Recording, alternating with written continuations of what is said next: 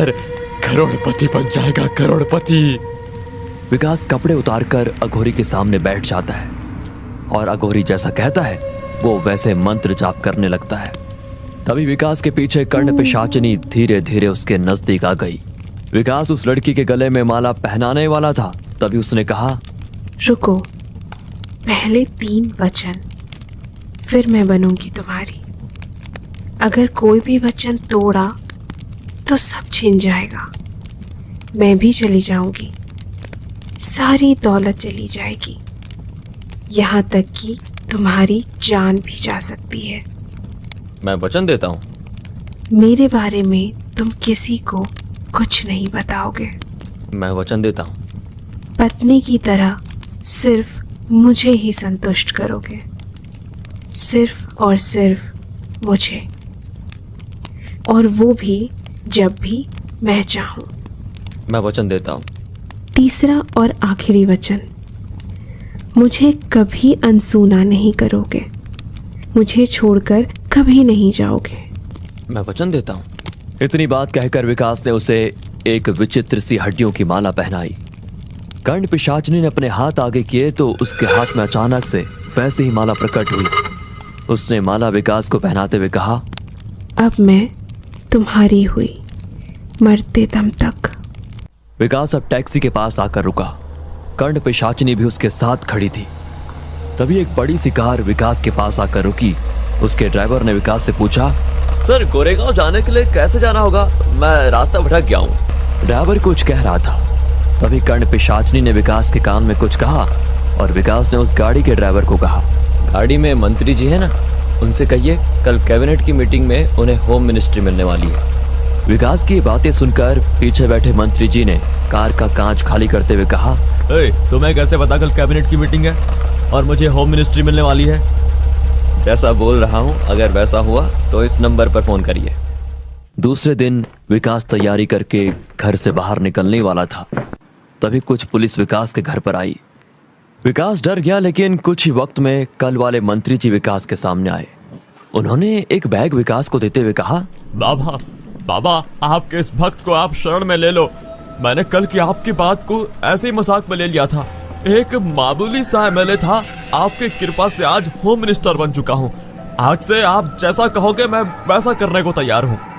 एक और विकास की पत्नी नेहा ये सब कुछ अचंभित होकर देख रही थी, लेकिन विकास की नजरें कर्ण पिशाचिनी की ओर ही थी। वो विकास को देखकर मुस्कुरा रही थी। जैसे ही मंत्री जी विकास के घर से निकले तो विकास ने बैग खोला। उसमें 1 लाख रुपए कैश थे। ये देखकर विकास ने नेहा से कहा, देखा, अब हमारी सारी गरीबी खत्म। ये तो कुछ भी नहीं है, अभी तो और आएंगे। लेकिन नेहा ने विकास की बात काटकर उससे कहा, लेकिन तुमने ऐसा क्या किया जिससे वो लोग इतना पैसा देकर चले गए? तुम गुठलियां गिनना छोड़ो, आम खाओ, आम। इतना कहकर विकास अपनी टैक्सी लेकर निकल गया। टैक्सी में विकास के कान में कुछ बुदबुदाया तो विकास ने बंगले के सामने एक गाड़ी रोकी और उस बंगले के गेट से एक परिवार गाड़ी में सामान रखकर कहीं जा रहा था। तभी विकास ने जोर से चिल्लाते हुए कहा, मत जाओ, अगर जाओगे तो तुम्हारी मृत्यु निश्चित है। जाना ये तो कल जाना। ये सुनकर गाड़ी में सामान रखने वाला आदमी गार्ड को बोलता है, अरे कौन है ये पागल, हाँ हटाओ इसे यहाँ से। तभी उस आदमी की औरत कहती है, आज सुबह से ही मेरे मन में कुछ डर जैसा लग रहा है और उसमें ये आदमी अचानक से यहाँ आकर ऐसी बातें कर रहा है। प्लीज आज का प्लान कैंसिल करते हैं। इतना कहकर वो घर में चले जाते हैं। रात हो चुकी थी। विकास घर आया। उसने नेहा से कहा, खाना परोसो। नेहा और विकास खाना खा रहे थे। तभी कर्ण पिशाचिनी ने विकास के कान में कुछ कहा और विकास खाने की थाली वैसे ही छोड़कर घर के बाहर निकल गया और थोड़ी देर से फिर से घर आया तो उसके हाथ में दारू की बोतल और कुछ खाने का सामान था। उसने लाया हुआ सामान खोला तो उसमें चिकन था। मुर्गी की बड़ी बड़ी लेग पीस खाते हुए वो दारू पीने लगा। ये सारा नजारा नेहा अचंभित होकर देख रही थी। नेहा ने विकास से कहा, आपने दारू पीना कब से शुरू किया और इस तरह से खा रहे हो जैसे कोई जानवर खाता है? उसकी बात सुनकर विकास उठा। उसने नेहा को जोर से थप्पड़ मारा और कहा, तू मुझे किसी चीज के लिए नहीं रोकेगी और रोका तो तेरा यही हाल करूंगा मैं। एक और बात, आज से तो दूसरे कमरे में सोएगी। दीवार के पास पड़ी नेहा ये सब कुछ देखकर रोने लग जाती है। सुबह हो गई थी। कल विकास ने बंगले के सामने जाकर जिनको चेतावनी दी थी उसकी पत्नी। अजी सुनते हो, जल्दी से आओ, ये न्यूज़ देखो। दोनों सोफे पर बैठकर न्यूज देख रहे होते हैं। भारत का यात्री प्लेन हुआ क्रैश, अब तक 30 लोगों की लाशें हुई बरामद। दोनों ये न्यूज देखकर चौंक जाते हैं और विकास के घर का पता लगाने के लिए गार्ड को भेजते हैं। विकास तैयारी करके अपने सोफे पर बैठा था, तभी वो दाम्पत्य विकास के घर पर आते हैं। आखिर आप मुझे मिल ही गए। आपने मेरी और मेरी पत्नी की जान बचाई। मैं सदा आपका आभारी रहूंगा। मैं नहीं जानता था सच में कि आप इतने बड़े ज्ञानी हो। विकास उनकी तरफ देखकर कहता है, मैं सब जानता हूँ क्या हो रहा है, क्या होने वाला है। विकास ने घर से मंदिर हटवा दिया था। इसी बात पर नेहा और विकास का झगड़ा हुआ, लेकिन अहंकार में चूर विकास अब किसी की नहीं सुनता था। अब लोग विकास को अंतर्ज्ञानी बाबा के रूप में जानने लगे थे। अब आगे। विकास रातों रात ही बहुत ज़्यादा दुनिया का सबसे कहो तो दुनिया का सबसे अमीर आदमी बन चुका था, और वो रातों रात अमीर बनने की सच्चाई वो एक राज का राज ही रह गया। वो अपने घमंड में आके वो ऐसी सी चीज़ करने लगा कि यह दंड विसाजनी भी वो भी उससे खुश होने लगी, और वो रातों रात इतना अमीर हो गया, या कहो तो शहर का या तो कहो दुनिया का सबसे अमीर आदमी, क्योंकि उसने हर जीवन में हर वो सुख पा लिया था जिसकी उसको चाहत थी।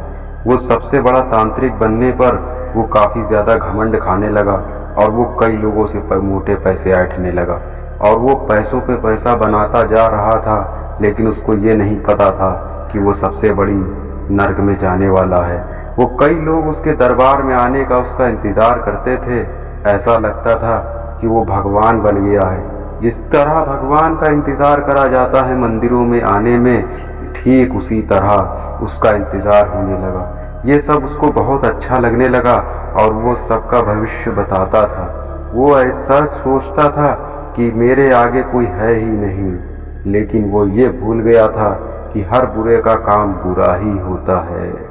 दंड विसाजनी उसको अच्छी तरह से समझाती थी कि उसके 3 वचन का अगर उसने जो है उल्लंघन किया, तो उसने एक भी वचन अगर तोड़ा तो उसकी ज़िंदगी वहीं से नर्क बन जाएगी।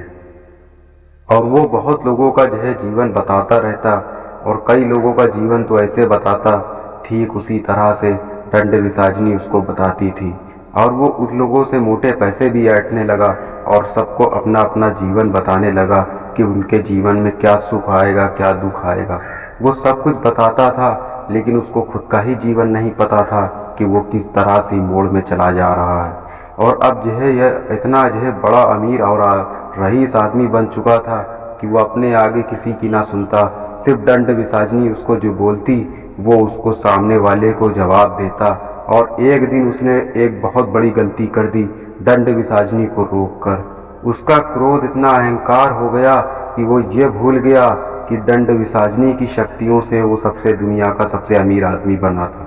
अब दंड विसाजनी उसको छोड़ेगी नहीं। हा हा हा हा हा हा।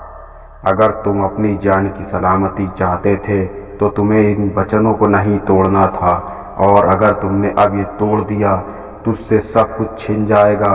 और वो इतनी ज़ोरों से चिल्लाती है कि उसके कानों से खून तक आने लगता है, और वो जो है इस रोत में रोता है और वो बेहोश हो जाता है। तभी उसकी पत्नी को पता चलता है, उसको ऐसा महसूस होता है अजीबोगरीब शक्ति का कि वो दंड विसाजनी उसके ऊपर जो है प्रभाव पा गई है। फिर वो अघोरी को बुलाती है, जिस अघोरी से उसने कुछ सिद्धि अपना प्राप्त किया था। सिद्धि साधना उसने प्राप्त कर लिया था, लेकिन वो ये भूल गया था कि लालच का फल हमेशा बुरा ही होता है। फिर वो उस अघोरी ने वो एक जो है तंत्र क्रिया फिर से करने की शुरुआत की। उसने कहा कि अगर तुम्हें जो है तंत्र क्रिया से तुमने उस शक्ति को हासिल किया है, ठीक उसी तरह से तंत्र क्रिया करके तुमको उससे बचना होगा। फिर उसके बाद वो निकल पड़ा वहाँ पे जो है तंत्र क्रिया करने के लिए। फिर उसने बहुत बड़ा मंडप बनाया और एक चक्र बिठाया जिसको अपने आप जो है वो घूम रहा था। उस चक्र में वो दोनों को बैठाला और कहा कि कुछ भी हो जाए इस चक्र से बाहर मत निकलना, वरना तुम्हारी जिंदगी का आखिरी दिन होगा। तुम्हारा एक कदम उसको अपनी जिंदगी को खत्म करने में देर नहीं लगाएगा। दंड विसाजनी उसके आसपास भटकने लगी और उसी तरह से वो उसको उलझाने लगी और कहने लगी कि तू बचेगा नहीं मेरी शक्तियों से। मेरी शक्तियाँ असीम है, तुझे कोई नहीं बचा सकता। उस अघोरी ने मंत्र साधना शुरू की और विशाल थर थर काँप रहा था, डर रहा था, परेशान हो रहा था। ठीक उसी तरह उसका बेटा उसके गेट पर सामने खड़ा हो गया।